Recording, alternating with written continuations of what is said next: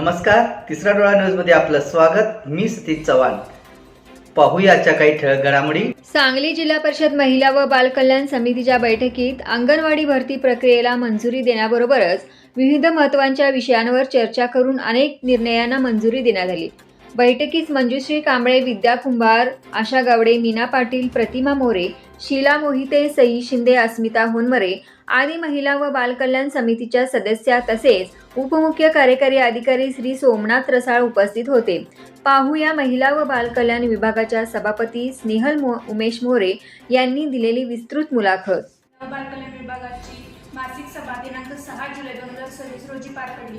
यामध्ये मागील इतिवृत्ताचे वाचन करून त्यामध्ये त्यास मान्यता देण्यात आली। त्यानंतर जो काही THR येतो शासनाकडून तर त्यामध्ये बदल करण्यात आलेले आहे।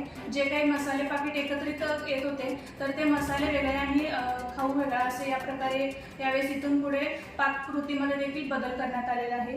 त्याचबरोबर आपल्या अंगणवाडी सेविका आणि मदतनीस यांच्या भरती प्रक्रिया देखील कार्यक्रम पार पडणार आहे। येत्या काही काळामध्ये म्हणजे जवळजवळ 14 तारखेपासून ते 14-20 पासून सुरू होणार आहे। 20 ते 31 जुलै अखेर हा कार्यक्रम संपन्न होईल। संपूर्ण उमेदवारांनी त्यांचे अर्ज या दिनांकामध्ये वेळेत देणं गरजेचं आहे। त्याचबरोबर तिथून पुढे छाननी आणि 27 ऑगस्टपर्यंत भरती प्रक्रिया पूर्ण होईल। आणि त्याचबरोबर दुसरा विषय म्हणजे जिल्हा नियोजनाचा विषय म्हणजे 9 कोटी इतका मंजूर झाला आहे अंगणवाडी बांधकामासाठी, पण त्यातील 1.5 कोटी मागील देणे आहे आणि इथून 7,50,00,000 इतकं अंगणवाडी बांधकामाचं कामकाज आम्ही धरलेलं आहे। त्यासाठी मंजुरी म्हणजे प्रस्ताव येत आहेत अंगणवाड्यांचे।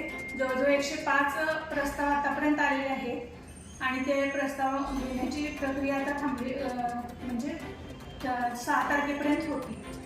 त्याचबरोबर जिल्हा परिषदेतून आम्ही 4 कोटींची निधी म्हणजे मागणी केलेली आहे आणि त्याला आमच्या समितीची मान्यता मिळालेली आहे आणि त्यानंतर GB मध्ये देखील त्याला मान्यता मिळेल।